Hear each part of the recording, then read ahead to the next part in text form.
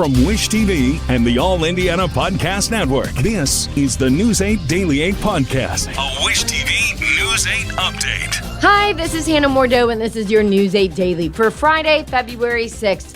It is not going to be the nicest of mornings. We have some snow out there, possibility of freezing drizzle as well. The mix is honestly really bad because it's coming during the morning drive. Here's a Storm Track 8's meteorologist Marcus Bailey with more. Around 7 and 8 o'clock, we're starting to see the onset of this precipitation. You can see rain. And again, this could be freezing rain, even though it's showing as green. Snow to the north. And then I think basically along on east of I-65 is going to be our best chance for accumulating snow. 9 a.m. This could make a mess of things here for the mid-morning. We're hopeful by around lunchtime or just after we're done with the steady snow. And then the rest of the afternoon is just hit and miss snow showers, mainly flurries. So updated forecast for you again along and kind of east of I-65, 1, possibly 2 inches of snow. There could be some isolated areas of 3. I think that would be mainly in eastern Indiana. In the white, it's less than an inch, but we could throw a little bit of freezing rain into the mix as well. High temperatures into the mid-30s. The greatest kicker in Colts history and a man who went from Purdue University to the highest level of NFL quarterbacks will soon be Pro Football Hall of Famers. Last night, the Hall of Fame announced that Adam Vinatieri and Drew Brees are a part of the class of 2026. Sports director Anthony Calhoun is in San Francisco in the Bay Area for Sunday's Super Bowl and spoke to both men after they learned about the big honor. It's unbelievable. I still can't believe it at times. The knock on the door was amazing, and then every day since then, I'm just trying to soak it in a little bit more. And you just think back to 24 seasons, and it's a wonderful, wonderful day. 24 seasons in the NFL. You blessed the Colts with 14 seasons of those.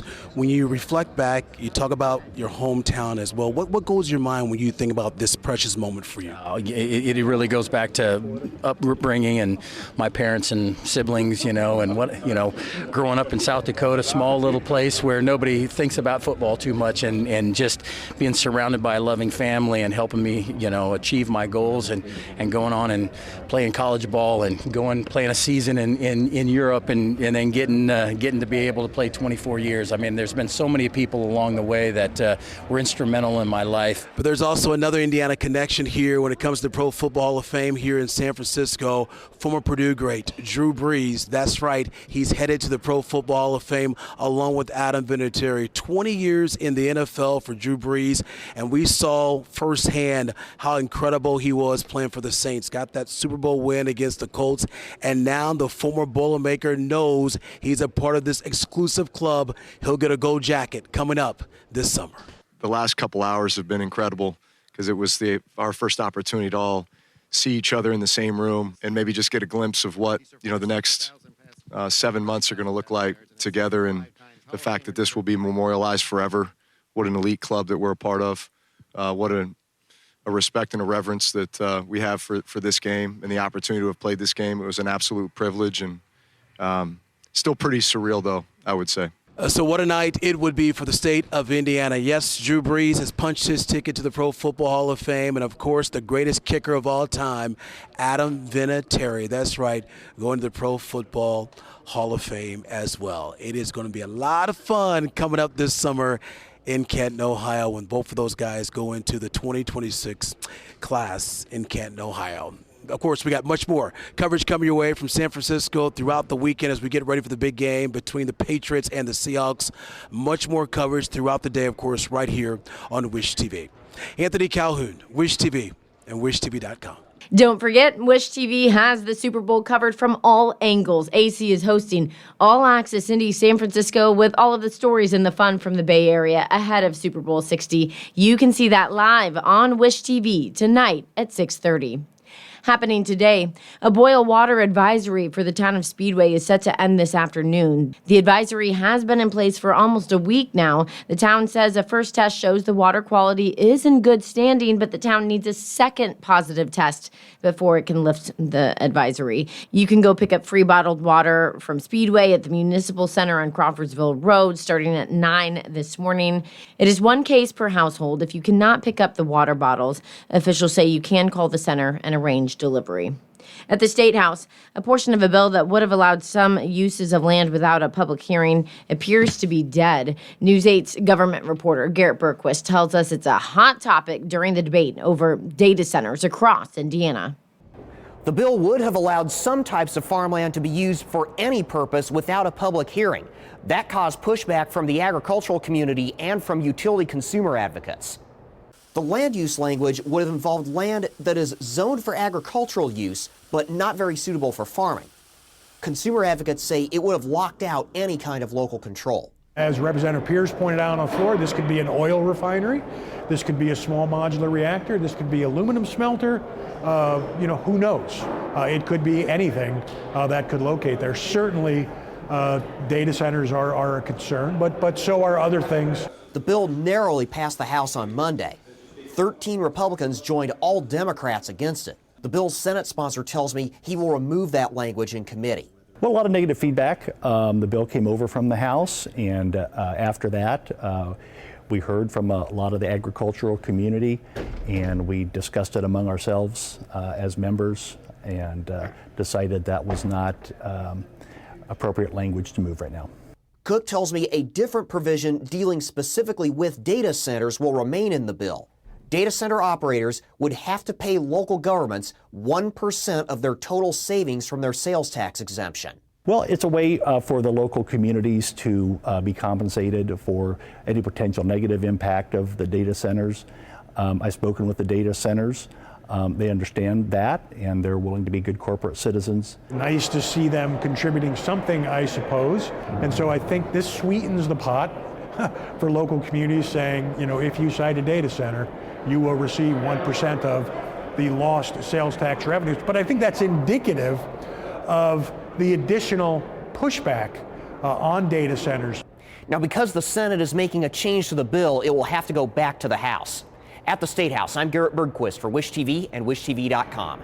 New on Daybreak, the city of Fishers is going pink this month to honor the life of Haley Busby. Mayor Scott Fadness announced on social media that February is now Go Pink for Haley Month. The proclamation includes pink lights and ribbons across the Fishers area. The mayor says the City Hall, Community Center, State Road 37, and the Nickel Plate Trail will all have pink lighting. There will also be pink ribbons along 116th Street and at fire stations and parks. The mayor says you can leave messages of remembrance at the art tribute for Haley in City Hall. National news now. The United States Special Envoy Steve Witkoff is now in Oman for peace talks with the Iranian delegation. The Associated Press reports that the main focus of the talks are over Tehran's nuclear program. The meeting comes months after a 12-day war which saw the American military bomb nuclear sites in Iran. U.S. Secretary of State Marco Rubio says the Iranian regime is at its weakest point following its brutal crackdown on nationwide protests. In the search for Savannah Guthrie's missing mother, investigators in Arizona released a new timeline of events. It comes as the sheriff says investigators still have no idea who may have taken the 84-year-old woman from her home last weekend. Reed Binion reports.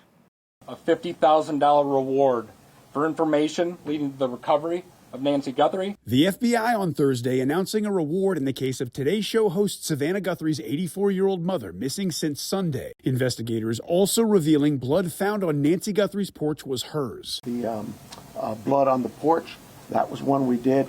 It came back to Nancy. Authorities also said a front door camera that is missing from the scene detected motion at around 2 a.m. Sunday. That detail part of the timeline of Guthrie's disappearance authorities presented. It showed, among other details, that hours after her family dropped her off at her home Saturday evening, her doorbell camera disconnected at 1:47 a.m. Sunday. There is no doorbell camera video available, but the system's software detected a, quote, person on camera at 2:12 a.m. Could it have been those other cameras that said person detected? Sometimes those cameras pick up something and identify it as a person. We don't know how that physically works. What if you get a critter up, walk up to your door? The timeline shows just minutes later, Nancy Guthrie's pacemaker app lost connection with her phone. Also Thursday, Guthrie's family released another video pleading for her safe return. This is Cameron Guthrie. I'm speaking for the Guthrie family. Whoever is out there holding our mother, we want to hear from you. We need a way to communicate with you. I'm Reed Binion for Wish TV and WishTV.com. In Pacers Watch, a big move ahead of yesterday's trade deadline in the NBA. The Pacers have sent guard Benedict Mathurin and forward Isaiah Jackson to the LA Clippers, along with a first-round draft pick later this year. In return, the Pacers get center Ivica Zubac. Pacers head coach Rick Carlisle calls the deal a win for both teams. It's probably fair to say a lot of Colts fans will be rooting for the Seahawks on Super Bowl Sunday. Our Andrew Chernoff explains why, even though it's a new era, the Colts-Patriots rivalry is still very much alive. The Colts may not be playing on Sunday, but their fans are still invested in the outcome of the Seahawks-Patriots game. I don't root for Patriots. Nobody in my family roots for the Patriots. They better not. For years, the Patriots and Colts matchups were epic, with New England winning most of them. That's why, to this day, fans like Gary Snyder and founder of the Blue Crew, Randy Collins, can never cheer for that team from Foxborough. I owned the Sports Grill, and the Patriots fans, they had my number, so every time we'd lose, they'd be calling after the game, and they would rub it in. It was actually pretty nice when they were actually being pretty bad, pretty low, but all of a sudden now they're good again. Now we hate them even more. Colts players still feel the rivalry too, like former cornerback Marlon Jackson, who picked off Tom Brady 19 years ago in the final minute of the AFC Championship game. I never found myself in a situation where I'm pulling for the New England Patriots. It's like the same thing. I never found myself in a scenario where I'm pulling for the Ohio State Buckeyes. You know what I'm saying? It's just some things you just can't do. As we all know, the stadium behind me can get loud. Although if you ask Colts fan Deb Withrow, there's a different buzz in the building whenever the Colts are taking on the Patriots. And she'd know. Since the 80s, she's been to every home Colts game except for 4. You can feel the electricity in the air, and people are more cohesive. If there's Patriots fans there, they don't want to hear them. In fact, Withrow still does not want to hear Tom Brady, even when he's broadcasting games on TV. When he comes on and does the games, I mute it when he talks because I don't want to hear him. That shows you just how big the rivalry is. Andrew Chernoff, Wish TV, and WishTV.com. It's not just the Patriots and the Seahawks that are stepping into the spotlight Sunday. Sports director Anthony Calhoun is in California giving us an all-access look ahead of the big game. This morning, he tells us about Grammy-winning artist Bad Bunny before he headlines the halftime show. When you think of the Super Bowl, yes, you think about the game, but all the chatter seems like it's always centered around who's performing at halftime. Well, we know the story this year. Bad Bunny, he'll take center stage coming up on Sunday here in San Francisco with a chance to attend his press conference on Thursday. And there is no doubt in my mind, folks, Bad Bunny is ready to hop his way on the biggest stage in sports. He's one of the world's biggest music stars. He just took home 3 Grammys last week, including Best Album of the Year.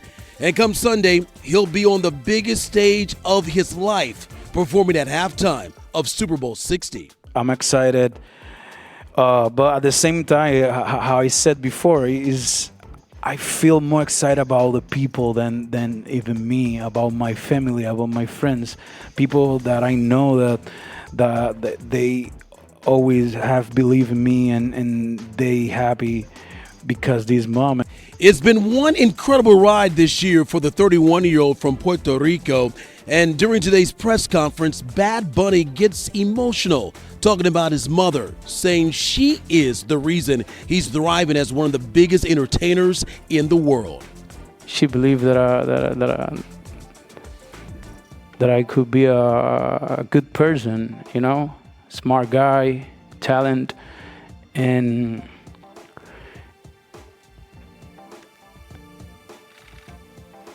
I think that's what got me here, So what can America expect to see on Sunday? I want to bring to the stage, of course, a lot of my culture, but I really don't want to give any spoilers. It's gonna be fun and it's gonna be easy, and people only have to worry about dance. I know that I told them that they had 4 months to learn Spanish. They don't even have to learn Spanish. They just it's better if they learn to dance. And we got more coverage coming your way right here from San Francisco. Join us tonight. All Access Indy San Francisco, a live 30-minute preview of Super Bowl 60.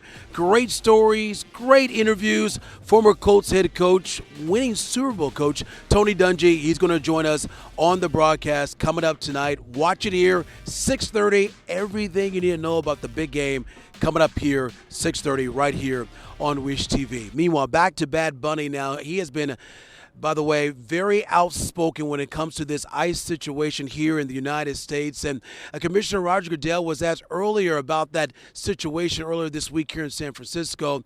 And he said that he does not expect any type of political statement at all being made on that stage by Bad Bunny or anybody performing on Sunday night.